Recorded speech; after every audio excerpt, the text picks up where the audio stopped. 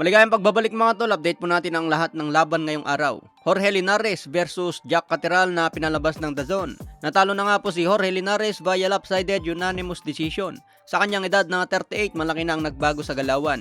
Hindi naman na knockdown si Linares, lumaban pa rin siya hanggang sukdulang 12 rounds. Pero hindi pa rin kinaya mga tol, natalo pa rin. Matapos ang laban, sinabi agad ni Linares na masaya daw sa resulta dahil hindi masama ang pagkatalo. Ito na raw ang huling laban niya sa boxing at tuluyan ng magre-retiro. May kartadang 47 wins, 29 KOs, may siyam na talo. Naging champion sa 3 dibisyon. Nakalaban din niya si Lomachenko at siya ang nagpa-knockdown kay Loma. 4 na sunod-sunod na ang talo ni Linares mga tol, kaya tuluyan na siyang magre-retiro. Sa undercard naman ng DAZN, napalaban si Campbell Hatton, anak ni Ricky Hatton. Lumalaban ito sa 140 pounds, nakalaban niya si Jamie Samson, may kartadang 9 wins, 3 losses. Panalo naman si Campbell Hatton dyan via disqualification.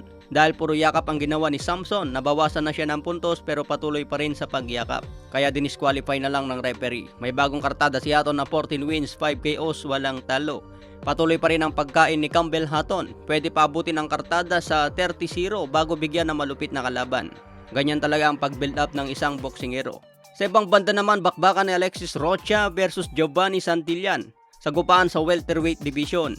Kinawawalang si Rocha mga tol. May kartada ito na 23 wins, 15 KOs, may 2 talo. Isang Amerikano, number 1 challenger na ito ni Crawford sa WBO. Pero natalo siya via knockout sa round 6 laban sa number 5 contender na si Giovanni Santillan.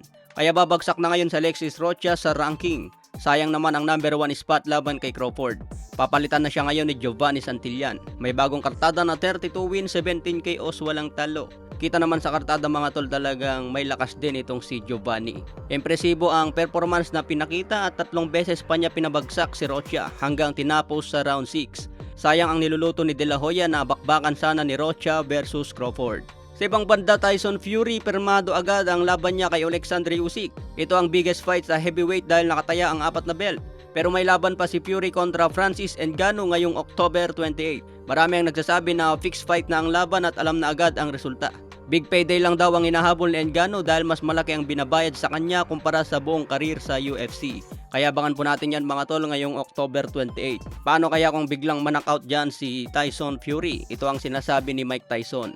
Pakiramdam daw ni Tyson ay mas malakas pa si Ngannou kumpara kay Deontay Wilder. Kaya abangan po natin yan.